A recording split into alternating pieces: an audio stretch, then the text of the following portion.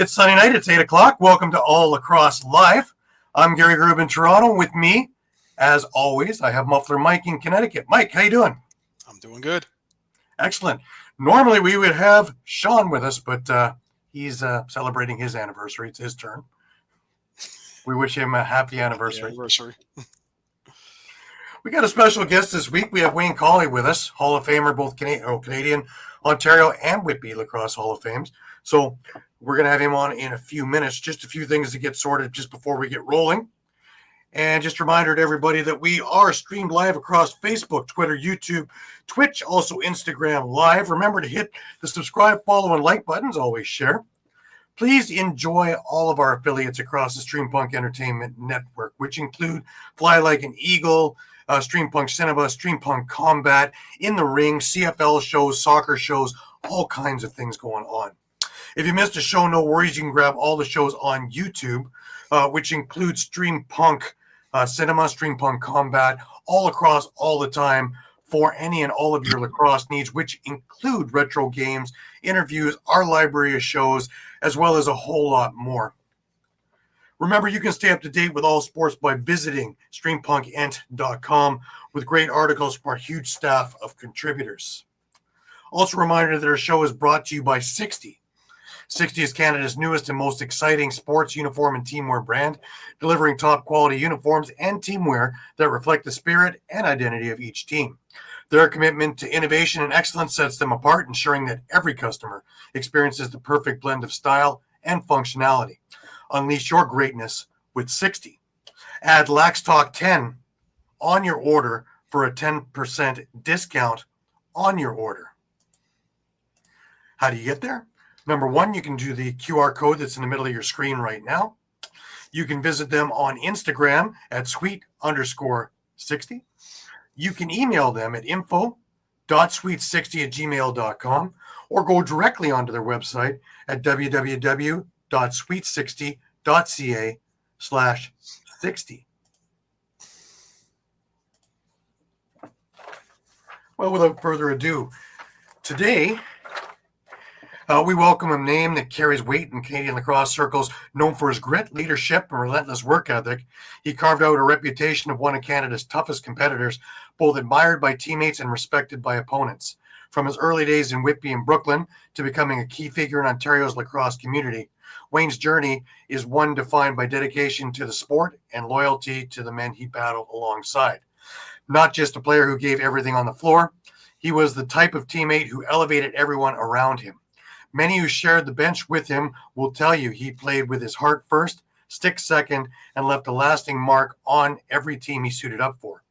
Beyond his playing days, he remained a mentor, a supporter, and a living reminder of what it means to play the lacrosse the right way. Today, we'll revisit some of those memorable battles, hear some stories of the locker rooms, and learn the mindset that made him such a respected figure in our game. This is going to be a special one. Please welcome me in joining Wayne Colley to the show. Where are you? Wayne, we've lost your transmission. He'll be with us in a moment. There he is. There he goes. Here I am. There you are. After that long introduction, and there we are, and we have welcome. It's great to see you. It's been eons. It's been at least a couple hours. It's been a while. For those who haven't been following along on my social media, I was up at the Colley cottages, and I'm telling you, Sweet Dreams on Baptiste is someplace that you want to go, because that was an incredible 4 days that I just spent up there. Oh, I think we lost him again. The internet was doing funny things when I was up there the last few days.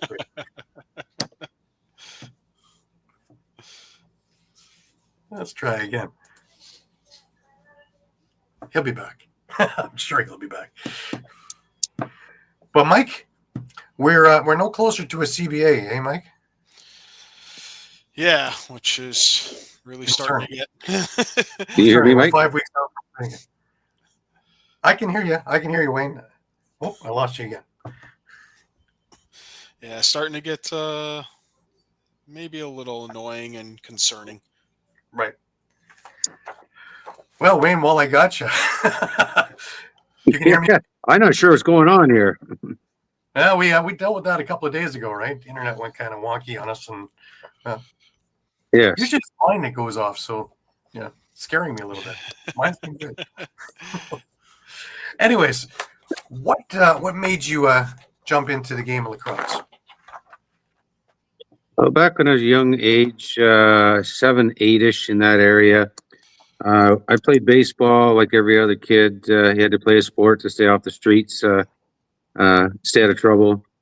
And it was my turn to sit out one round in the lacrosse box in Whitby, Peel Street box. They had practice going on over there with some kids, and I ran over and I watched from the sidelines, and a guy by the name of Lloyd Gibson came and said, "You want to try this?"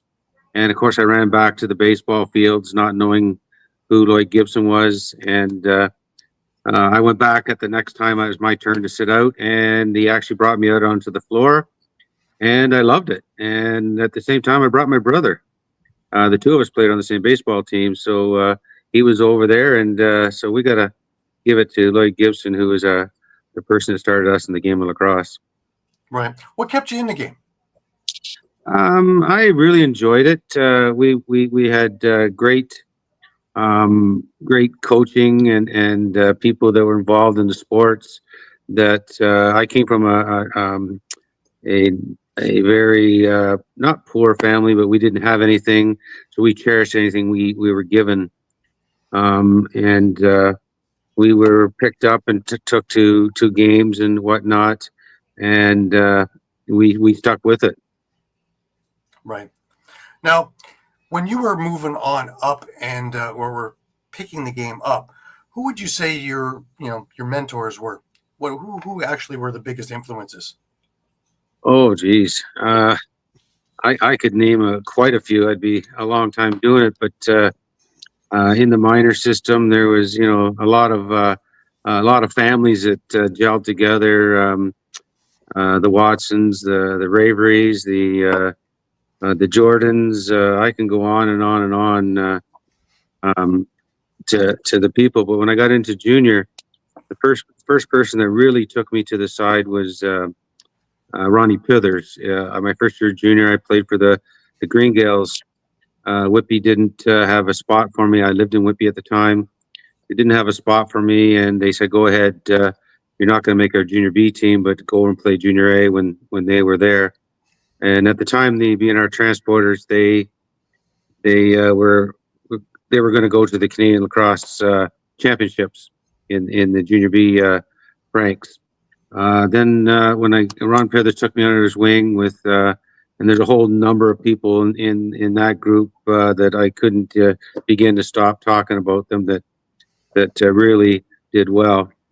I had to go back to Whitby because I had a 1-year release, and then I come into another guy by the name of Jim Brady, and then I had Jim Hinkson, and then I had getting up to senior. I got into there's a bunch of other ones too, by the way.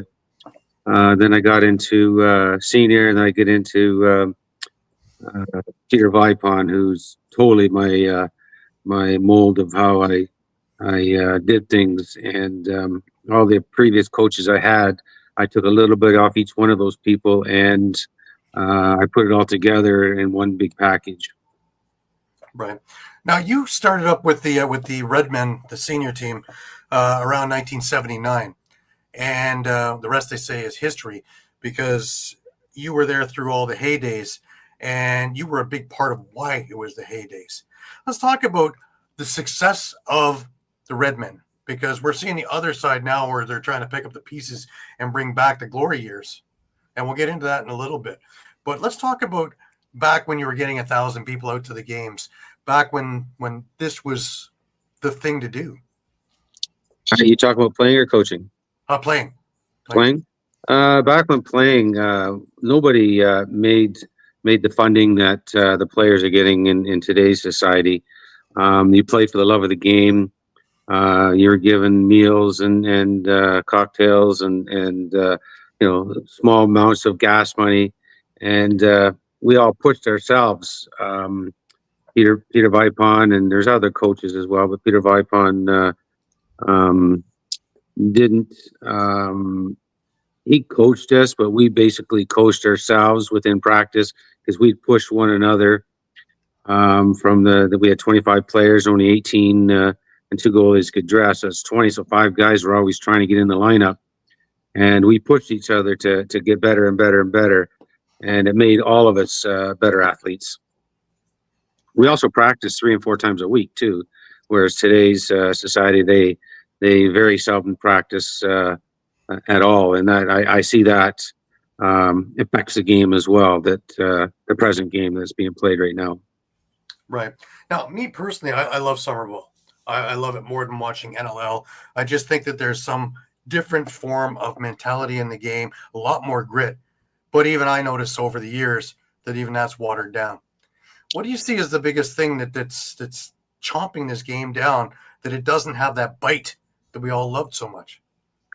They've changed the rules. If you talk to pretty well, and I can't speak for everybody, but anyone that's played in the game and are retired from the game's changed so much to accommodate some other people like Americans that don't play as much indoor box lacrosse as the Canadians do, and they're trying to make it a level field for everybody, and they changed the rules so much that the product on the floor more in the NLL has totally changed compared to when you're playing for the Mann Cup in the senior major series league.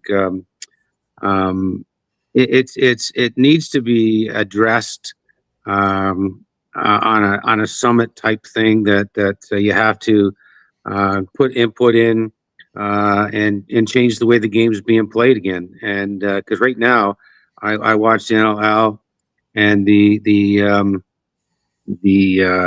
teams aren't drawing fans as much because it's not as entertaining.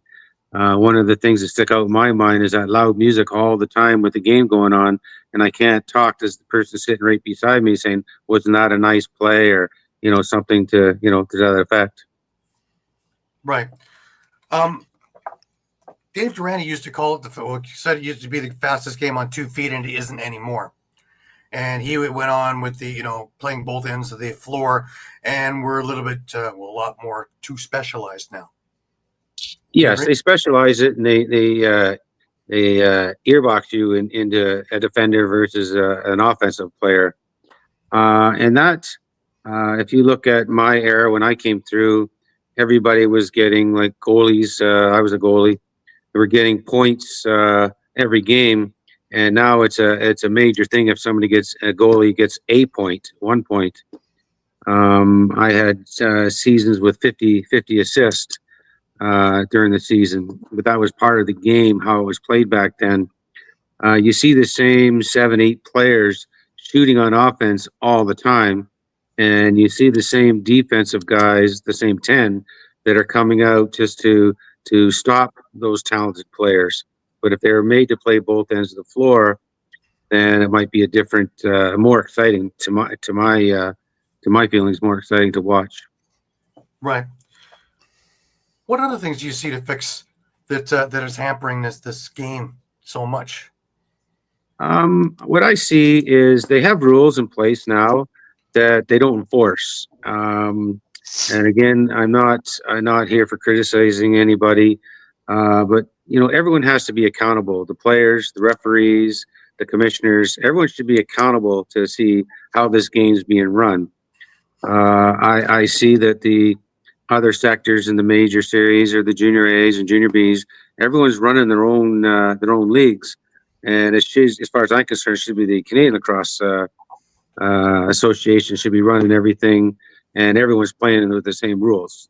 As soon as the Mann Cup or Middle Cup or Founders Cup or President's Cup, whatever you're looking at, the rules need to be readdressed with both BC teams and Canadian or Ontario teams because they play the whole season with the different rules instead of everyone playing the same stuff. Right. Now, we've addressed this a number of times on the show here about the WLA being able to take 3 players from another team and bring it into the Mann Cup. I hate it. I hate the idea I think you should go with what you have. You have all year to get a team, and that's the team, or something from your organization. I totally agree with you, Gary. The one of the problems with the WLA is their junior A loop used to you had to play the first 2 years at the intermediate level, so you really only had 3 years of junior A. Whereas in Ontario and throughout the rest of Canada, they were playing 5 years of junior, and that was really shown by the time they get to senior lacrosse, and they're just that far behind. But I do believe that they already changed that, and they shouldn't be allowed to pick up 3 players from other teams. What I keep on saying, what's good for the game of lacrosse, those 3 players that were dropped to pick up those 3 players, where are they going to be? And they're not playing for a Canadian championship or a playoff championship, or however you want to lay that out. Right. Now you were coaching, you were management, you've done all the different jobs in there. And one of your big things that I remember you talking about was this nonsense of players for cash and how that shouldn't be happening. Yeah, you shouldn't in any league. You shouldn't be. I look at it as your B series, like your junior B and your senior B series. They shouldn't have professional players playing in those loops. They should be a development league to put the best teams forward in the major series league and the junior Minto Cup challenges, that type of thing. That's one thing. And when they get into the trades, they shouldn't be trading players for money. That means you're buying somebody. I have difficulties with some player making money, and then you got some other player that is on a scholarship at some name brand university, and they have the opportunity to lose that scholarship because they're playing with professional people being paid in the summertime. Right.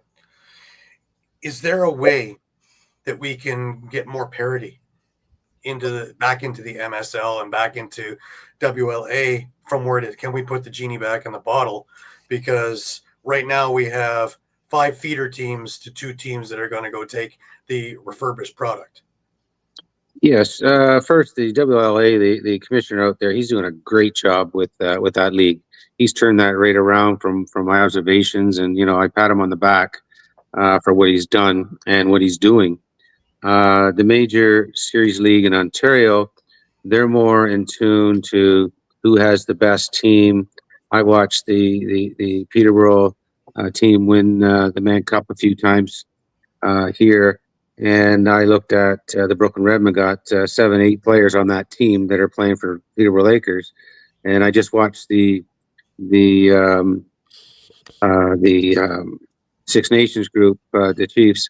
They had 5 players that were Redmond people.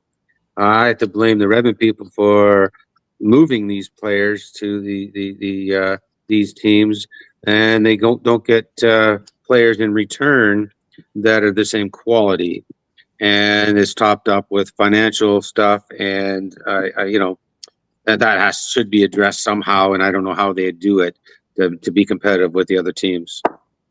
Right. Now, with the Olympics coming up, and of course the big focus now is on sixes, is that good for the game, or is that going to kill the games that we know?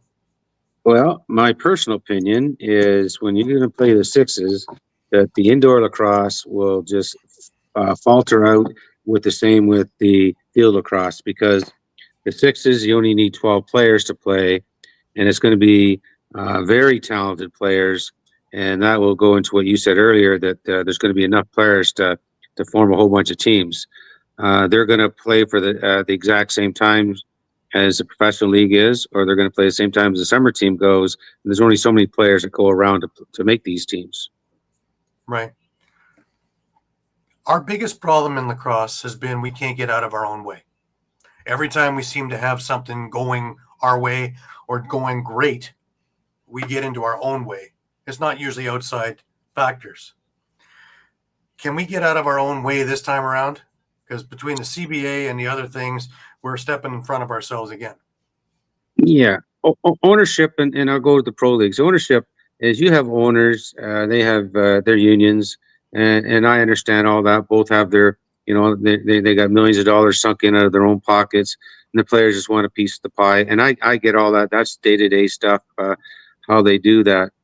What they got to look at is the development of the players. They got the minor systems aren't being refed at the 5-year-olds and come through to the 10-year-olds. They're not having the big numbers like they used to.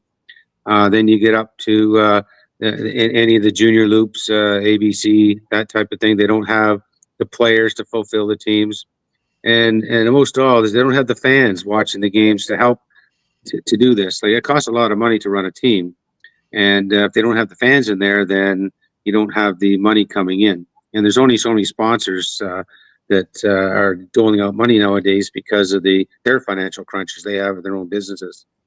Sure.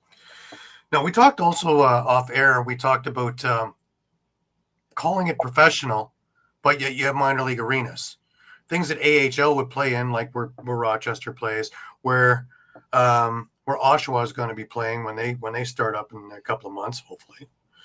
And then you have places that are major league, like Buffalo in KeyBank Center, Toronto in whatever they're calling Cops Coliseum now, Calgary and Colorado. But really, the 50% or more are in the smaller venues. Yes, and that's where the NLL group, the owners right now, are struggling with their attendance. And again, I said earlier that they need to revisit on how the games should be played or could be played. In my opinion, they don't have a product anymore that because their player pool is stretched out to the max to what is needed to make all the teams strong. They moved the franchise from Albany to Oshawa, and I'm nothing against that. The problem is it's like you said, it's an AHL franchise, not a professional, like number one go-to arena. And not the arena's fault. I'm not saying that. I'm saying they don't have 10, 15,000 people going to be at the game, and that's the growing of the game. So as soon as they start filling the arenas, then the minor kids will want to start playing again. Right. And that's what they need. My other thing that I believe I brought up with you is I think they missed the boat on, they market like they did in the Mill League and market to the adult for the party and about the beer and about that. I always thought they need to market with, get in bed with OLA or whichever team, whichever province or wherever they are, US Boxla, and market to the kids. Because if you sell to an adult, you sell one ticket. If you sell to a kid, if he really likes it, he's bringing mom and dad, brother and sister, aunt and uncle, maybe grandpa and grandma, and you're selling 6, 7, 8 tickets. And you also build your base down the road, because if the kid falls in love like we did, then 30, 40, 50 years later, they're still part of this game. Exactly. I'm all for one having a beer at a game. That's not a problem on that part. The kids are the ones that got to get in there. If you watch the kids run around the floor, they mimic everything they just watched during that first period or second period, and they're diving across the crease, taking shots, or they're bouncing it off the boards, or they're picking it up, or face-offs. That's what the people you want in the arena. For them to market alcohol, nowadays people don't drink and drive, and they shouldn't drink and drive. They market it for the big parties. I understand all that. I get it, because they got the music that's blaring, and you can't even think in there. And I'd put a large amount of money against on a bet that if you drop some of that music, you get some of the old timers back into the arenas. Right. When I say old timers, I mean the people that watched it from when they were their era. Mm-hmm. Also, the ones who are watching it at home now, because you can control the volumes. Good point. Right. Now, you were with, what, 20 different championships, 17 box, 11 as a player, 6 as a coach, 3 field titles, 5 national championships. Is there one that stands out? Is there one? I'll even go one smaller. Is there one Man Cup that stands out more than the others for you? There is one that stands out, but there is. I took a group of kids, myself and Ian Wales. We took a group of kids through from 4 years old all the way up until they actually won it as well in junior Junior B, the Green Gales, Founders Cup. And they won every year at both box and fields, except 1 year they lost on a field. They come second in the field. So there's a lot more winnings to that. There's about 28 or 30 of them, and I have all the certificates to this day in my basement, tucked in one of my boxes. One of the ones that stood out was 1985. We went out to British Columbia with not a super great team, not one of the ones where you would say, you know, we're gonna win, walk through this. We worked hard. We had a great coaching staff, and we had great players. And we got down 3-0, and at the time, my wife was pregnant with my daughter, and long story short, she was born while I was out there, and we got down 3-0, and I just told the press I'm going to talk to two people, and one was a small Gazette type, probably population of 1,500, small paper. And you got the big boys like the Toronto Sun and stuff like that. You want to talk to anybody, talk to him, because I'm going to give it to him first. So anyway, they wrote that up that I was cocky. I told them I was going to win 4 straight, and they did. One of the major memories of that was at the same time Bob Digman and Peter Vipon woke me up out of bed and brought me down to a room. They had their party already lined up for Game 4 to win the Mann Cup, and they even had the cake there. And I couldn't believe my eyes when I went in there, and they called me Wally. And I said, Wally, what are you gonna do about this? I says, I'm gonna win 4 straight. Excellent. And you did. That's wild. Yeah, that's cocky. Well, it's confidence when you can back it up. Yeah. Cocky is when you do it and you lose. I was I didn't realize how talented I was until afterwards. I like the social part of it, and playing lacrosse was secondary. And at the end, it was more the opposite way around, because I really wanted to win really bad, keep winning and winning and winning. Right. Well, you did your part, because best goals against average in Junior A, 76, 77, 78. You had it 7 times between 80 and 90 in MSL. Most valuable player in the 85 Mann Cup. Junior A Lacrosse Coach of the Year in 93. So, you've kept it going and kept a standard that people have to look up to try and achieve. That's correct. I had a lot of good mentors. I had a lot of good managers, a lot of great coaches. I was very fortunate. I try and put stuff back in the game to this day. I'm at the end of my line, but I still try and see what I have to offer, and some people take it and some people don't. Which brings me more to the coaching of Prague and the Rebeski tournament with, first with the Dutch team. I want to talk about that.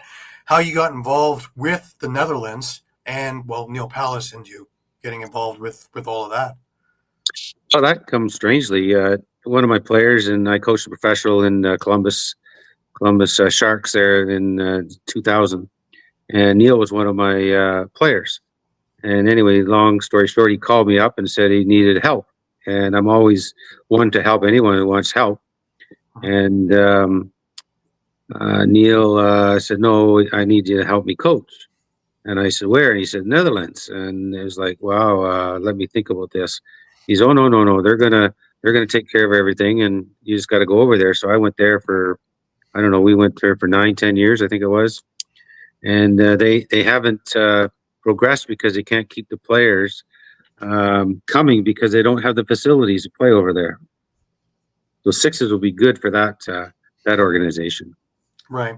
And if I remember right, they had a big thing between field and box and different things, and fighting between who gets the money and who gets the funding. And everything went to the field program, and the box people had to pay the indoor. They had to pay their own share.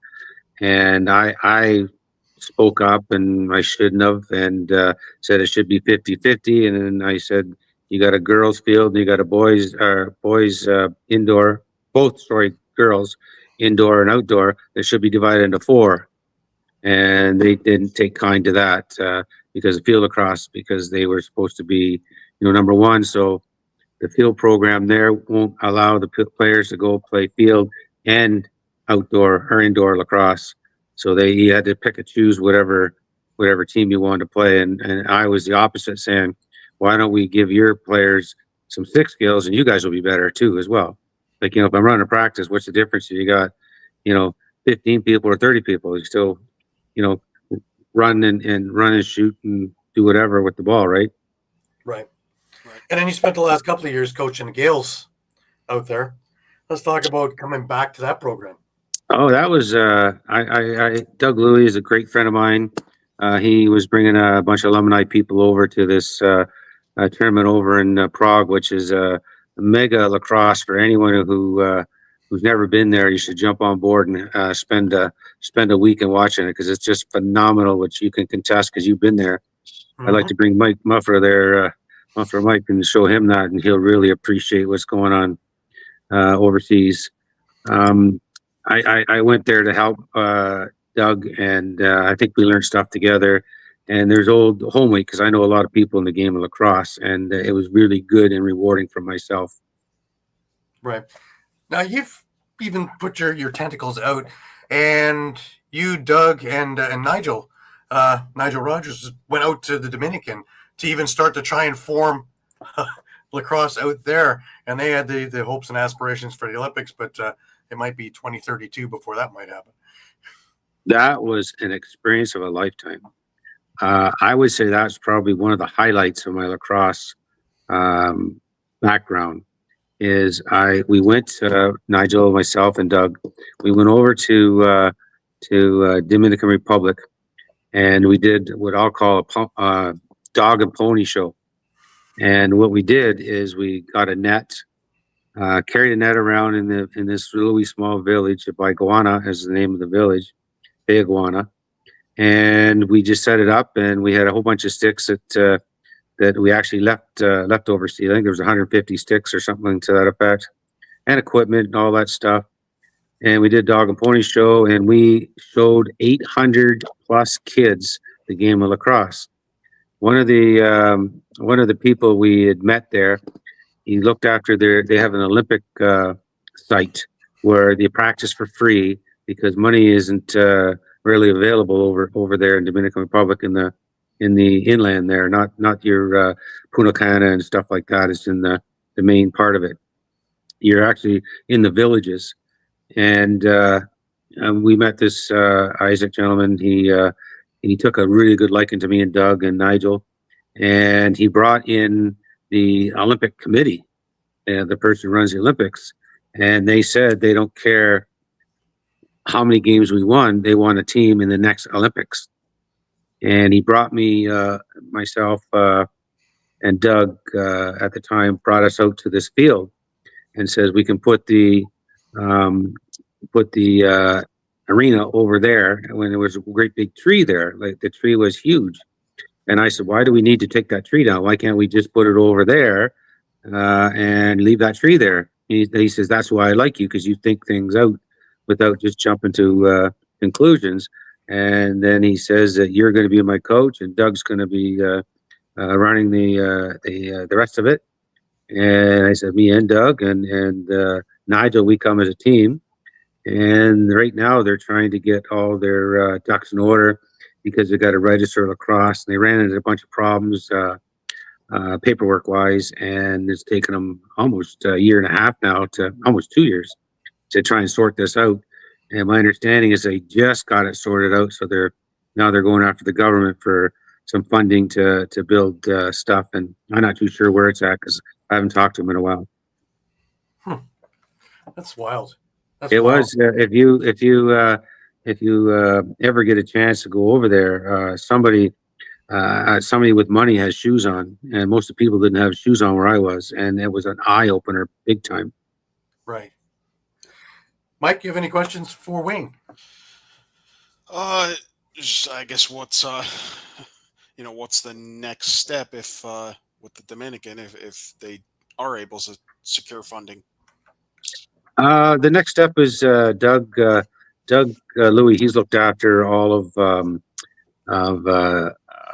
like he's ran every Canadian trophy winners. He's run every one of those divisions, like the founders, the presidents, and all that stuff. He's been president of Whitby Minor Lacrosse. He's well rounded in the sport of lacrosse and a great guy to be with. He's looking after that part of it. So I don't know what he's done with it or what he hasn't. I don't live near him anymore. I'm 3 hours away from him up north, so I don't see him as often as I should, but I don't know where he's at. Hey, I guess just out of curiosity, are you guys, you may or may not know, but I mean, are you guys approaching building this program kind of the same way we've heard about, say, like Kenya, Uganda, those up and coming countries in Africa? Yeah, that is our intent. Like we actually had in the Olympic, I'll call it a stadium, but it was an Olympic site that had motels like for stay and baseball diamonds, and they got basketball courts. They got everything there. It's unbelievable. For a poor country, they got such a nice facility, and it's free. One of our really major problem is we don't speak their language in Spanish. So in order to get somebody there, we gotta translate it. By the time we get it translated over to the I'll call it the student or the player, we've lost that person because the next person's asking the same another question, and we lose that. So that's where we're at, the difficulty of it. We can show them drills and all that stuff, but it's hard the communication is really hard. Our goal is to like our sticks are still sitting in a lockup, and my idea is, because they're poor, is get them into the hands of the kids because they can keep going at it. But there's only 150. We could have done. Oh my God, we could have done 5,000 people, but we ran out of time. We just didn't have the time to teach it. We just pulled up a net and went to a school. This is our program. And the last one we went to, they shut the whole school down, and we were part of their gym class, and everyone had gym at the same time. Excellent. And it was awesome. It was totally Crazy. awesome. Yeah. And Doug and I were both like, we weren't expecting that, and there was no planning. It was all winging it. We had an idea what we were going to do, but not by that many people. And Nigel was running back and forth, just say, "You okay? You guys okay?" Because we were in two different locations. Right. Now you've seen lacrosse all over the world. Do you think it's like hockey now? Do you think that European lacrosse is coming up at a rate that if North America isn't careful, just like hockey, it would overtake it? Yes, I was there when Czechoslovakia first started lacrosse, and those guys have come a long way, long way. They got some players, and I'm not saying a lot, but they have, I'll say 10 players that could play in the major series league. And you get into that, you could actually play in the NLL very easily now. There's other teams that are the Finnish team. Those guys have gotten way better. There's all kinds of teams over there that got better, and it's great to see them getting better. But I'll see what this sixes goes on, and reevaluate my comments on that. Right. One of the things over there that really stood out to me is that Friday with the kids, and all the guys who are playing are doing clinics with little kids, and to see so many little kids from the area in their little equipment and in their jerseys of their favorite guys, and some of them are draped down to their feet, but the love is there. And watching year in, year out that these kids playing is just amazing. Yes, I just said that to you a few minutes ago. I said get the kids on the floor in between periods and stuff like that. That's what all those kids do. And if you notice, those kids didn't speak English either. They were all Czech kids there, and they would bring the schools in. If you seen, they'd bring all the schools in. The schools would watch 10-15 minutes of it, and then go back to schools. Another school come in, because that's something that they never see. And these kids were given everything. Like the people who were playing there, give them sticks and balls and helmets and gloves and you name it, it was there. You have a volunteer who is over in Florida Eduardo is fluent Spanish. Just needs to be let know when he has to go. Yes, I would love to have people to come and help. We in the back to Dominican Republic, we're going to bring a referee over there, and I talked to Frankie Lawrence. God bless him. I guess I'd have to go somewhere else now, but he was going to be involved, and we were going to try and see if we get a coaches clinic to get the coaches over there. Like we were going to do it up to get everyone involved right off the bat. And that volunteer that just you were just saying, we were more than happy to bring him to give us a hand to. And that's the hardest thing is kids are asking 1,000 questions, and I couldn't understand them. And I understand the touch and show me, and I can show you as if I can't speak, but after a while, the kids just want a pat in the back, and I found out at the end that they were asking me if they were doing it right, or did I do it well? And all they wanted a simple pat in the back, and get going, get back in there, and do the drill again. Right. One more topic to go on with. I had Mark Millen on a while back, and he was avid about this. And it was that we spend a lot of money on club teams and above, on kids or, into adulthood who want to become professionals. What we seem to neglect is the grassroots. The kids who aren't the greatest, the kids who love the game, but have no aspirations to become pro or even become junior A or any of that stuff. Are we anywhere in the FEM that we can do something with that? Well, the grassroots, if you compare it to hockey, the grassroots are exactly the same. The parents pay for their kids' stuff going all the way up until they get up into the junior ranks, and most teams will have in the junior ranks will have their free equipment. They'll give out free sticks, or depends on which team you're involved. And as you get higher, it happens that way. It's just like hockey. Not every kid's going to play junior. Not every kid's going to play major series. Not every kid's going to go in the pro leagues. But now they got, and I'm really excited for that. They got a junior C league. They got a senior C league, which for guys that just want to play the game. And I think that's really, really good that kids that just want to play the game. Yeah, I think that's healthy for the state of the union of the game, because if we don't have them, this game is going to die. Yeah, 100%. They need to develop and get more teams in the Major Series League, and they need to put more teams in the Senior B League, because there is teams that could be put in. It's just the finances is not there for those smaller teams. Right, and there's not all that many spots, at least in Ontario. There's a couple, but not really that many. No, there's not. If you had strong stick skills, and if you played both ends of the floor, like in the minor stuff, and did it in junior as well, did up and down the floor, and then if they want to earmark you in the pro league, so it be. But it'd make it much better for fan base to get those people in the stands. Right. Now, as the goalie expert, favorite goalie that you see up and coming that we need to watch? Oh man, the kid that I really, really, really like is he played for the Whippy Merchants.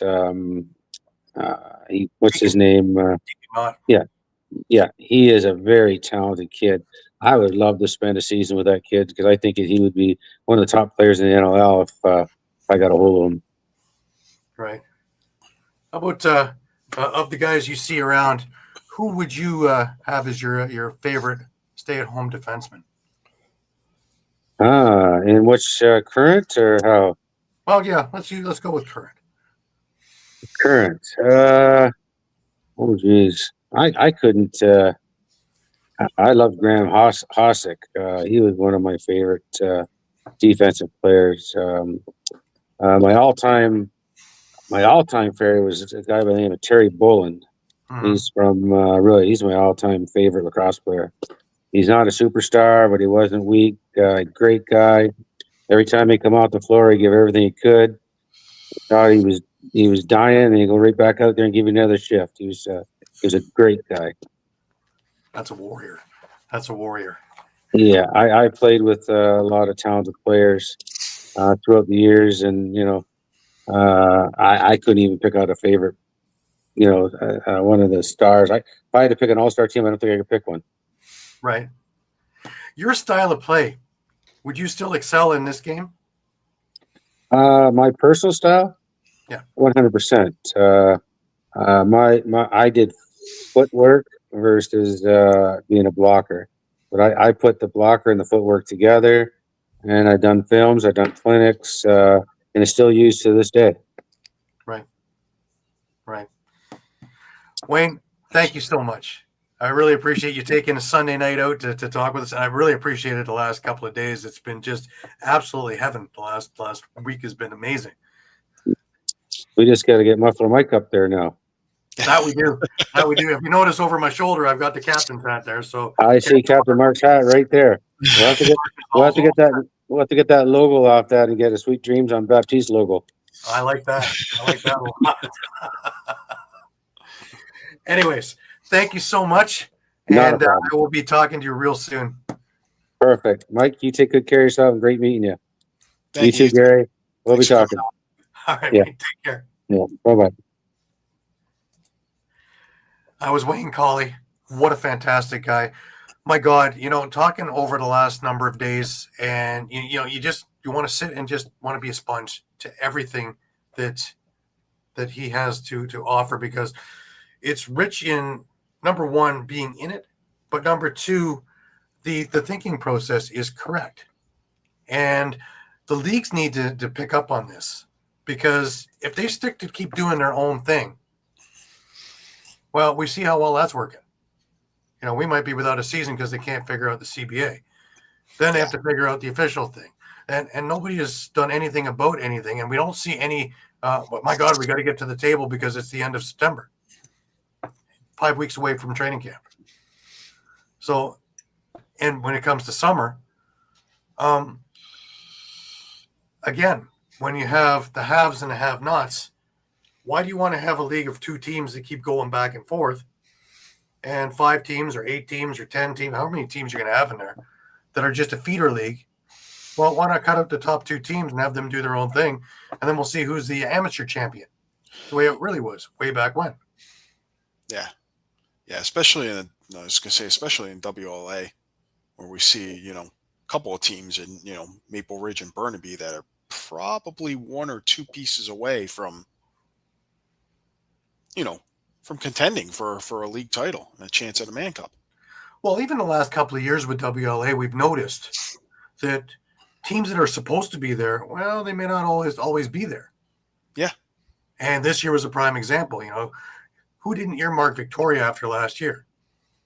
Well, they were number 3 in the pecking order in this. And, even coming down to the finals, you still didn't know who was going to the Man Cup. And then we almost had the upset of upsets in the Man Cup. Yep. So I don't think the problem really is into the West. I think it's more here in the East, where we're so lopsided and we're not doing anything about it. And as long as nothing's done about it, nothing will ever get fixed about it. But in the meanwhile, attendance is, unless you're in Peterborough or sometimes Six Nations, it's bring your favorite empty seat night to the games. Because in Brampton, there's you're getting alumni there, but they're getting old too. And so a lot of them are soon leaving us. You have that in Coburg. Well, in the meat locker, you got to put on your coat, but you only have so many people there. And unless Peterborough's in town, then you get a full house. Well, I feel like the attendance thing could still apply to WLA, because you're not getting a whole lot of people in Maple Ridge or Burnaby or Nanaimo. Or even Langley, for that matter.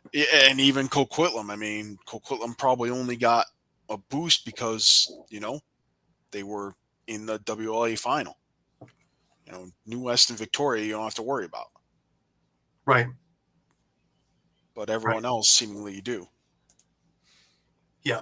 I just, there has to be something more of a short-term thing to try and fix this up, because how many times are you going to be interested in watching whether Six Nations or Peterborough? Peterborough, Six Nations. Six Nations, Peterborough. Peterborough, Six Nations.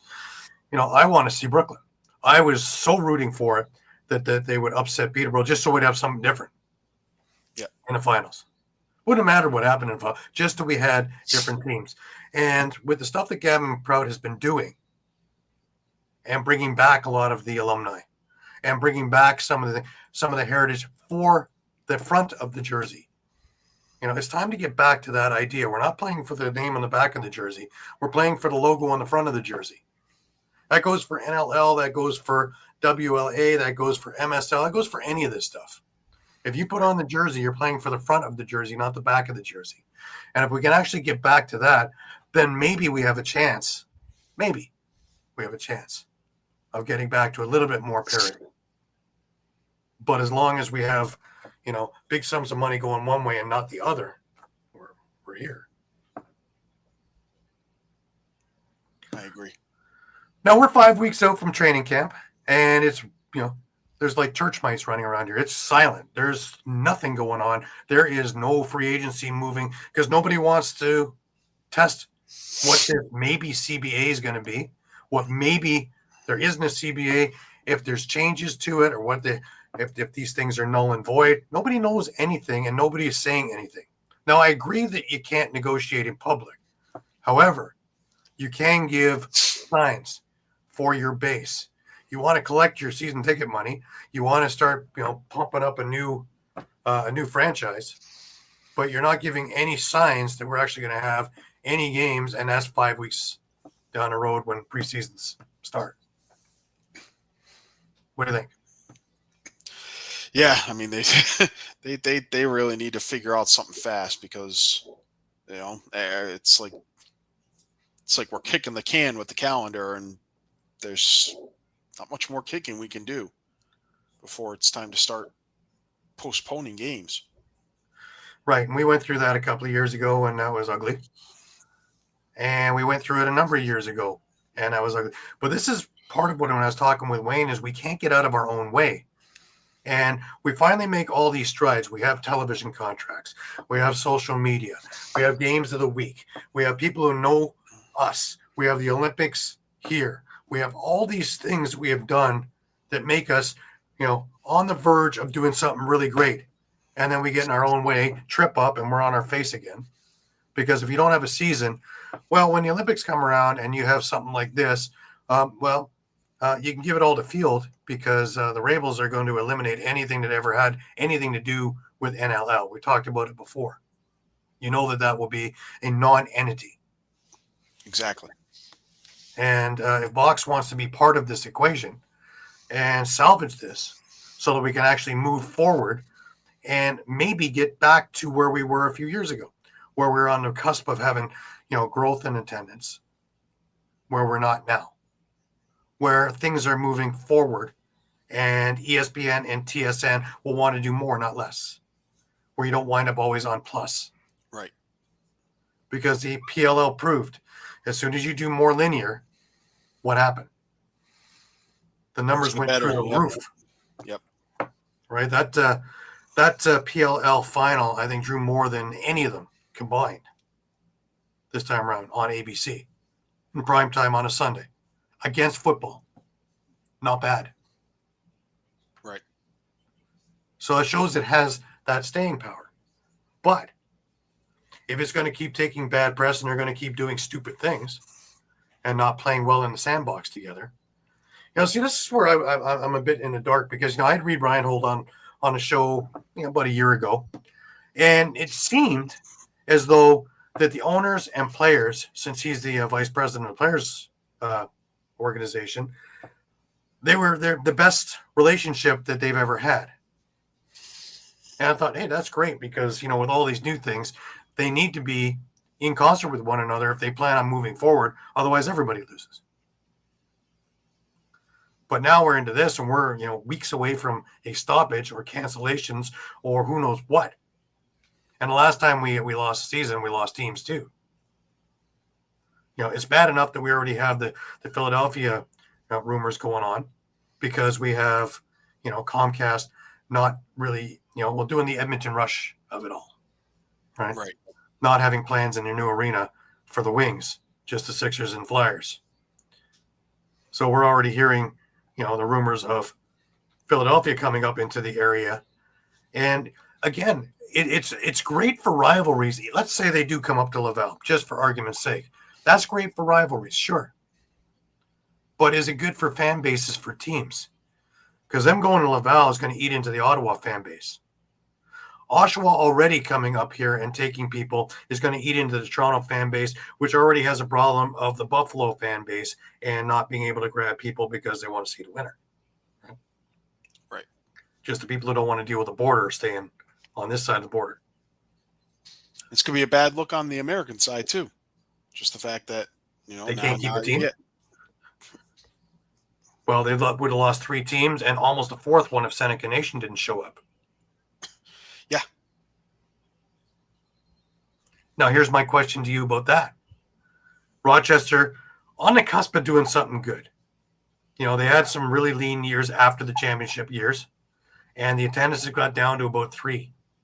And it started looking a little bit like the Albany place. But over the last couple of years, it's been pretty good in Rochester per se. Not like the glory years, no. But 5, 5.5, 6 per game. And strong. Of knowledgeable fans who are active with the team. Does Seneca help this? Are they able to pull? I think so. I mean, I think they already are just with the Zed Williams trade. Even if he, we don't know. That's so true. Eduardo, that is so true. Pie gets bigger, so does the appetite. And unfortunately, there's only so much pie to go around for everybody. And now with Zed's injury, what's his timetable for return? There's been nothing on it at all. In fact, over the summer, he was doing coaching. Phillies, right? Mm-hmm. Yeah. And when did that happen? It's a year out to have anything with that Achilles for it to be any use whatsoever. So when did he injure it? It was mid-season a year earlier. Mid-season a year, mid NLL season? Yeah. So he should be on the recovery and on the rehab and all the maybe February. Hopefully. But that would be huge fanfare anyways.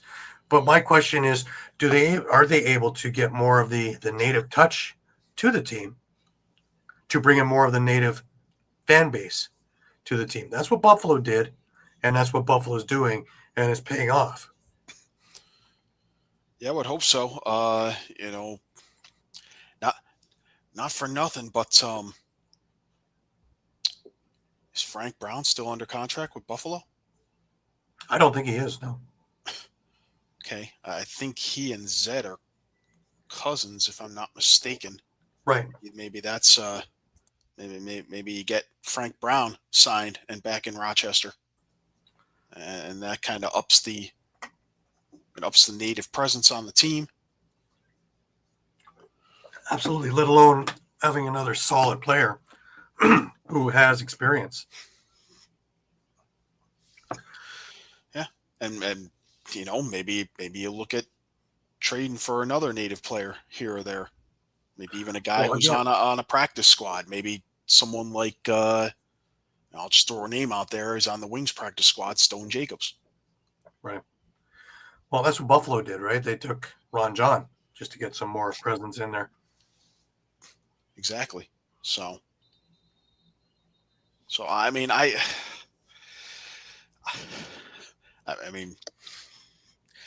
think you're gonna see moves.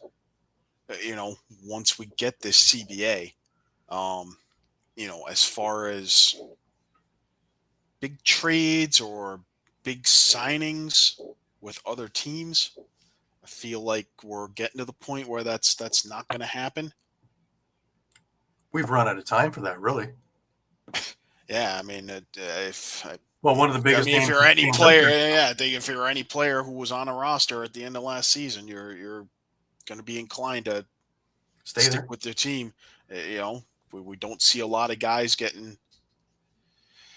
Maybe the only exception is going to be like we saw with John Piatelli in Albany being put on an RFA list, and you have to figure that that's probably that's probably a result of one or both of the move. Maybe is going to make travel more difficult for him this season, or the fact that, you know, who he's already playing on a side with Ty Kurtz, Alex Simmons. You know, he's got Dyson Williams on the other side. You know, it's hey, maybe I'm not going to be involved in the offense a whole lot. You know, maybe I can catch on somewhere else. So, Right. you know, that might be the only. Still out there, right? What's that? You have names like Nick Rose still out there, and he doesn't have a home in Calgary because they have Aiden Walsh now. As well as Cam, right? Cam McLeod, yep. Cam McLeod. So, yeah, so I mean, do you think by default he winds up back in? Well, you know, most people will bet on it that he winds up back in Toronto just because, well, he's still the general manager of track. He still holds the house in Oakville. True. Now, is he willing to step in as more of a mentor role, or does he believe he? But even when it comes down to it, they took no draft picks to take a goalie. So you have Holochuk and maybe Sam Haynes if he signed this week or not as number 2 and number 3. We saw last year that Holochuk has moments of okay and moments of where is he? Yeah, Haynes just never seems to get a chance. Yet he'll drive from Timbuktu to try and make a practice. You know, he has the heart, but he's not seeming to get the opportunity. Yeah, and then you also have Goa Abrams. That's what I was gonna mention Abrams on that roster. But is Goa the answer? Certainly seemed it after his performance at Worlds there. Yeah. But then after Worlds, you know, I remember Alex Bouquet was looking great after one WLA summer, and Buffalo took a chance on him, and very quickly went to Zach Higgins, and then went to Matt Vince, and went very far away from Alex Bouquet. So well, you know what? That's a good point you bring up. Is, you know, we saw a lot of good seasons from a lot of up and coming players in major series and WLA, and you know, we've been talking about it for a couple of years now, that a lot of these guys, you know, they have a breakout season in summer ball, and then you see them step up their game, you know, the following season in the NLL. And you have to wonder, with all this uncertainty, how that's going to affect some of these guys, like, you know, coming into the NLL, if they had a good summer and got signed as a free agent, or if they had a good summer, you know, and then got drafted. Right. How about also this? Let's put this one as food for thought. The Arena Lacrosse League, a developmental league that is a feeder league for the NLL. But if the NLL isn't playing, all these guys are coming to the ALL. Now, does this happen and destroy this ecosystem, kind of like Senior B did a couple of years ago when there wasn't the rules in place, and when the Prezi was here in 2023, and every player had MSL players on there, where the MSL was weak or non-existent, and all of a sudden Senior B was Senior A. Now, the ALL, which is supposed to be developmental, which will have all NLL players on it, they can't very well expand to 20 teams, because the year later, when the NLL goes back, you're going to fold all these teams. But what happens to the guys who are supposed to be developing in the ALL system, but can't find a place to play? Are taking their spots, yeah. So, and they got to get their reps, right? So, you know, the reason why the practice squad guys are in there is because, you know, one practice a week is not going to help them get into a lineup. And if somebody gets hurt playing these games, you know, the ALL has put something like 30 or 35 players into the NLL. So it does work, but it's with coaching, with game, with prep, with all those other things. If they don't have that, then you don't have that feeder league anymore, and all that work goes down the toilet too. Absolutely. So it's one where if they don't get their ducks in a row, it's not just their own house that they're wrecking. You're taking the entire ecosystem and shaking it to the ground to its foundation, and then we got to start all over again from everywhere. And then again, it's exactly what I'm saying is we can't get out of the way of ourselves in order to go forward. We should be there years ago. Jim Wasson brought it up a couple of years ago when he was on the show, is back that we have all the stuff. We had all the stuff that you guys are trying to get now. We had the big arenas. We had the 40-game seasons. We had the TV. We had this, that, and the other. You guys are trying to get it all back now, but you had it. Take a look at the mill, right? It may have been ESP2, ESPN3, whatever, but they had all their games on ESPN. They had the big arenas. They had lots of fans, and they had all the marketing done on that. And then we went backwards again. Then we went and gave anybody and everybody a franchise. The league got weak because, it's hip to have a franchise this month, but next month it isn't. So we're just going to fold this club and fold that club. And, we're going to move this one and that one. Aren't we doing that now? We had 3 clubs move. We almost lost one. We did lose one. And then we're going to lose another one or move it, one of the two. And this is in our stable zone. We've moved from the 16,000, 18,000 seat arenas to predominantly the 10,000 or below arenas. Now, granted, the one thing that Sakavitz did was form layers so that there's multi-ways that these teams can make money. So it's not just throw down a carpet, open the door, and pray that you get enough people in there you can pay your bills. Right. But there's only so much those layers can go. And again, it's what Eduardo said earlier, right? There's, the appetite gets bigger when, et cetera. But it's only so big that the pie is going to be. You can't get greedy and take 2/3 of the pie and expect the owners to go, yeah, we'll take a lot. Yeah, that's a good point because, first few years we were doing this podcast, we were talking a lot about attendance and growth numbers and where things could get better, and we do have some locations where they've started out wonderfully, but the downside to that is there isn't much room for growth, such as Saskatchewan. Their first couple of years when they were winning championships, in the middle of their dynasty, and they were filling SaskTel Center with, 15,000 plus right off the bat, which meant, hey, you got a packed stadium. You can't grow anymore because you're already full. Mm-hmm. We could be seeing that in a place like Halifax too, where now they're, pretty much 9-10 grand, and there's not much room to grow as far as attendance. Right.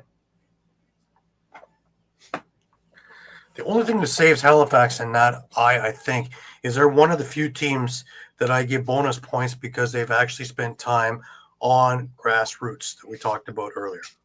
There's Absolutely. 3 that come to mind. Saskatchewan is one of them because the first thing they did was develop things, and Derek Keenan was a big part of that in doing clinics and everything else. So much so that even on kids' March breaks, that they were still doing week-long tournament or whatever clinics and lacrosse camps.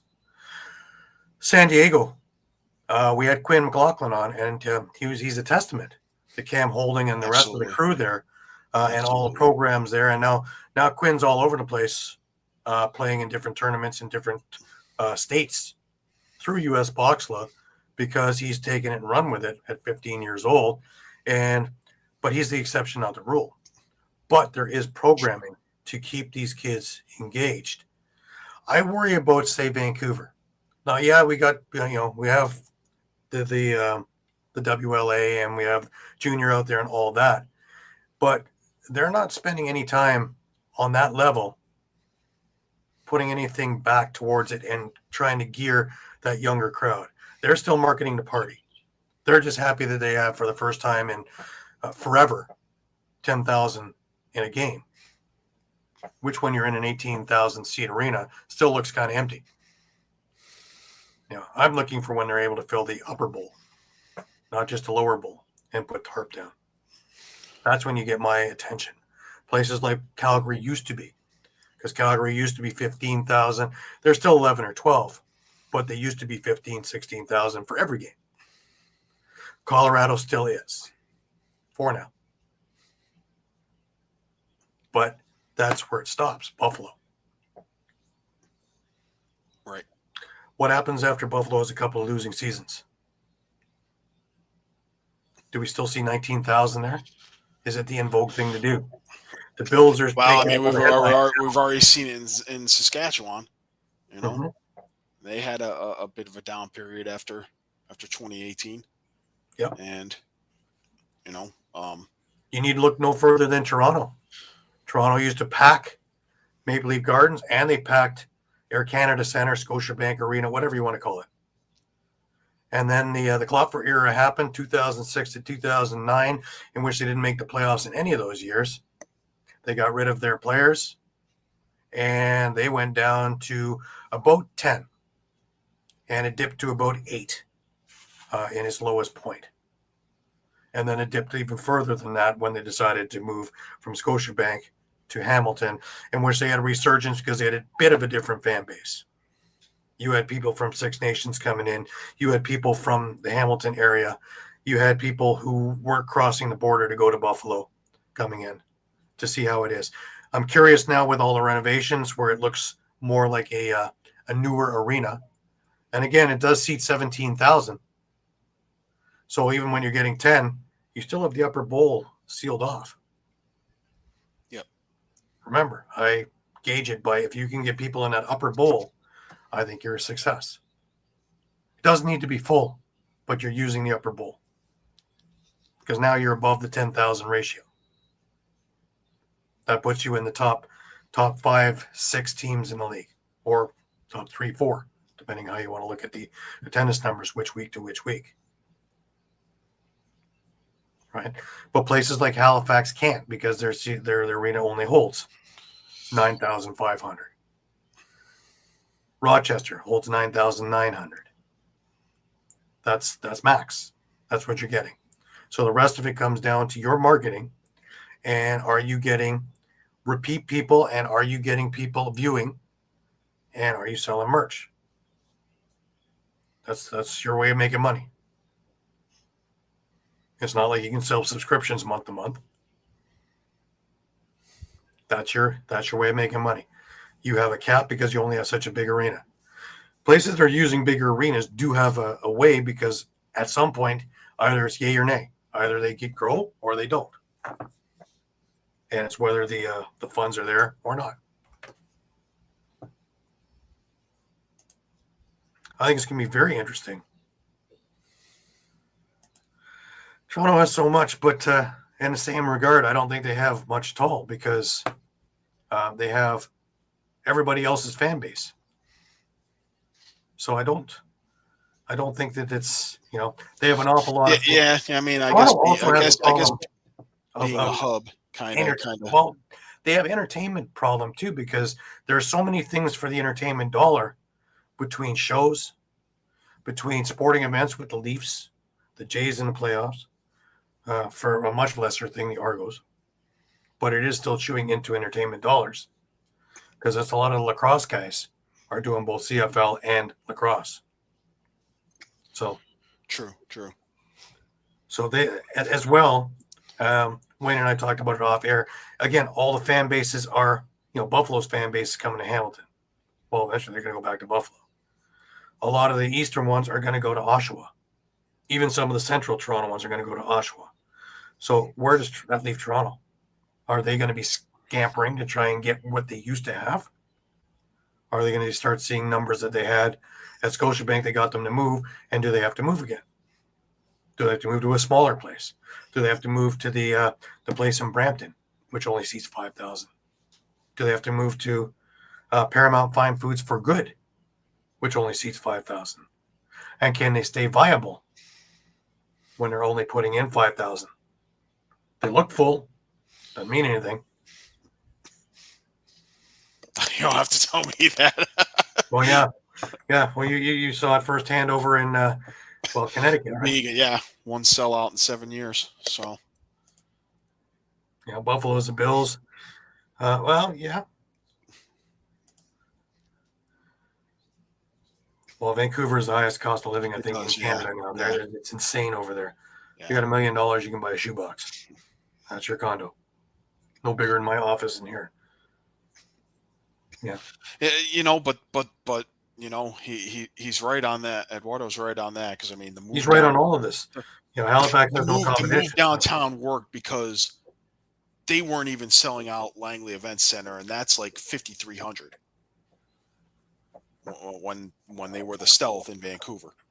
So moving downtown, and now you're talking about you're on the cusp of averaging 10,000 for a season. But there was another thing that Wayne had brought up that I didn't bring up with him, and I should have, is when they're looking for other places, they should be looking for hubs where it's not hard to get to the damn games, for players. You take a look at, you were talking about Connecticut, and just take Aaron Bold, for example, right? With Aaron Bold, he had to fly from Edmonton to Toronto. He had to fly from Toronto to Boston. He then had to get a bus or a car or a train or whatever and try and get himself to Connecticut, and that's just to get to the game. Then you got to do it again to get out and get back to your life back in Edmonton the next day.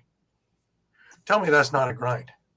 I talk to players who are flying to Vancouver or flying to San Diego, and that's direct flights, and that's a grind. So imagine this. Or think of Albany, just for an example. I know it's a bit of a sore subject, but there's no flights really in there.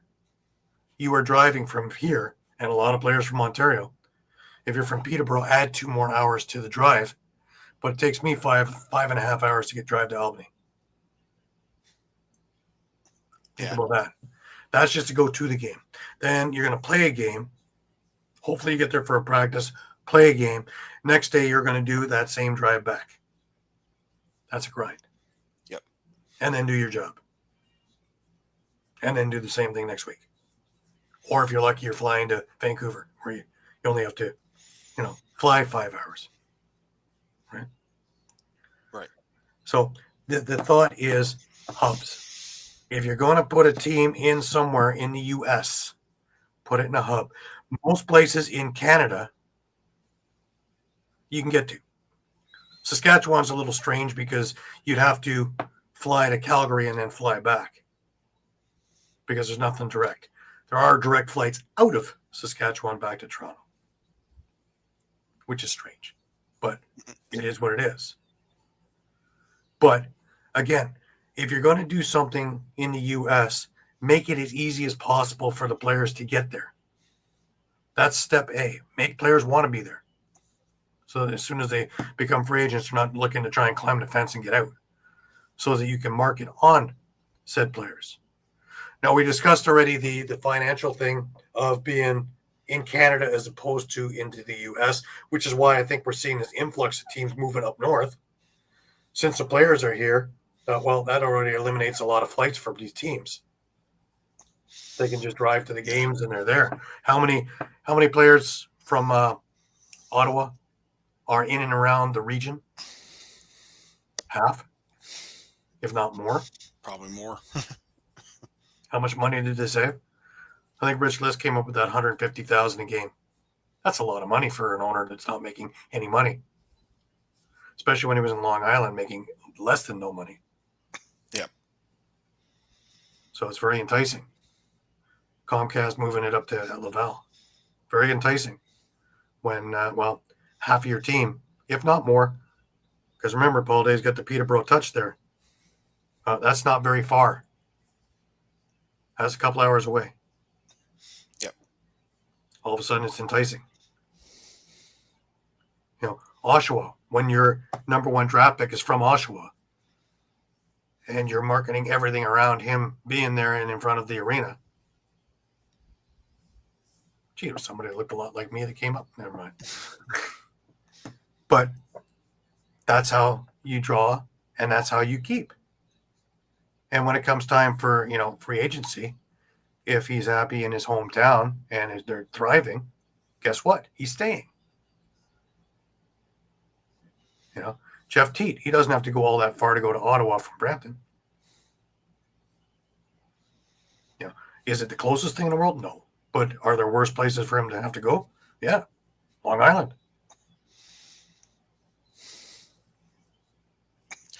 Yeah, I mean, you could maybe argue that that's why Georgia's working, because that, even though that arena is not in downtown Atlanta, it's about a half hour outside. Mm-hmm. Atlanta is a pretty sizable hub, especially for airlines, pretty much everywhere. Yep. Exactly. Make it easier on the players. So yeah, you can see guys like Shane Jackson and Brian Cole who are always down there, even though I don't think they live in Market. They're constantly down there for camps, and good point. But between them, the Thompson brothers, they're able to get there easily enough to do clinics and to push the grassroots stuff. Yeah, which has been my whole point on all this of grassroots and marketing to the people who are going to be there down the road. You're not marketing for somebody who's going to come in today and then find something else to do next Friday. You want somebody to come, love the game. Family loves the game. They all come. It's a family thing to do. Kids want to play. Kids want to be there. Kids want to see their heroes. That's how the NHL did it. That's exactly how the NHL did it back in the 70s when they weren't the biggest thing around. Sakavit said that on the show, that we were somewhere around mid-70s, like the NHL, is where we stood right now, where we have the TV deals part-time. We have everything in setup and all the different things from merch and this, that, and the other, but we haven't had the explosion. Hoping the Olympics is that explosion, but yep. Here's where, where we're sitting. But, it all depends, right? Now it's about us getting out of our own way and working together. And it comes back to that same point again and again and again. It's thrive together or die separately at your own pace. And they better figure that out very quickly, because there's only a couple more weeks before training camps start, and you already still have a bunch of unsigned free agents. You have guys who were going to be moving, because I expected quite a bit of movement in this offseason, and we had nobody. Handful of people, and then we had a whole bunch of signings that were like, all right, 1-year signings. So we're all trying to scoop out of this and push it to next year. So you'll see the mass next year. All the movement's been trades at this point, right? Yeah. I don't think there's anyone who has specifically signed as a free agent with another team. No, they've signed with their own team. But we've heard nothing from the league, nothing from the Players Association. Even the people in the know are kind of, well, I heard that. Even they're not 100% sure, and if they are, they're not saying a word. I had heard a few things from people in the know, and it's like it's all off the record, and it's all, debatable, really. One has to do with, if this happens, then this can happen. But if that doesn't happen, then this will happen. So there's so many different, We're just juggling plates and juggling balls. And they better figure it out fast, because you don't want to take those 5 steps backwards after you've just took 4 steps forward. Because who knows if the fan base, the newer fan base, will want to hang around while we do this all again. Anyways, let's leave it there. Let's hope we have some news this week for y'all. Remember, you can find us on Facebook. You can find us on Twitter. You can find us on Instagram. You can find us on Thread. You can find us on YouTube. Come visit us 3, 4, 5 times a day, because hopefully the news will be changing more than it was this last week. And we always have our fingers on the pulse of the situation. We are your Costco of lacrosse. We are your one-stop shop. Next week, we'll have Shawn back with us, who is whining and dining this evening on his anniversary. Happy anniversary, Shawn. And Eduardo is calling it a night as well. Thank you, Eduardo, for being with us. We appreciate Thanks, it. Eduardo. Thank you for joining with all the comments. You're dead on tonight. Dead on with all these things. I want to thank Wayne Colley for being with us. And what a great guy. What a great story. And the league needs to listen to these guys. It really does. Number one, for literally all the experience and done all their jobs effectively in times when they didn't have all the things at their fingertips, and were still able to make it successful. Yeah, I mean, they're effectively brought the game to where the people in charge are right now. So right. Well, I'd say it's past that, because you take a look at all the programs that Wayne's been part of that he's been able to develop and still is developing. It's not just stagnant water. Yep. But that brings us to last words. Mike, final words to you. Get the CBA done. Come on. Let's go. Yeah. Yeah. And what says it all, really? That's mine too. Let's just get through all this nonsense. And I've said it before, even if we have to find a temporary measure that will keep you all talking throughout the year, that will guarantee us a season, that these teams can actually do something and the players can actually sign somewhere, and we actually know that the money that you're putting into season tickets and that the leagues and TSN and ESPN are all not for naught, that they're able to actually have something of substance that we're going to see in 5 weeks and 10 weeks and 20 weeks. But let's hope we have some news this week for everybody. And we will see you all again next week, 8 o'clock Eastern. The 3 of us will be back. I believe Matt Spanger is going to be with us, but he hasn't confirmed yet. So that should be interesting as well. Excellent. Talking about 3 Pete's. So I'm hoping. Well, 4 Pete's at this stage, right? The team didn't change any. Also, I have Chase Fraser on the Thursday show this week. So hang out with us there. Thursday at 4 o'clock on NLL Lacrosse Talk with myself and Frank Stanishi. So lots of big stuff coming up. Even though the leagues aren't doing much, we are. Stick with us. We are your number one go-to for all your lacrosse information. And until next week, remember, keep your sticks high, keep your spirits higher. And until we see you again, have a great week.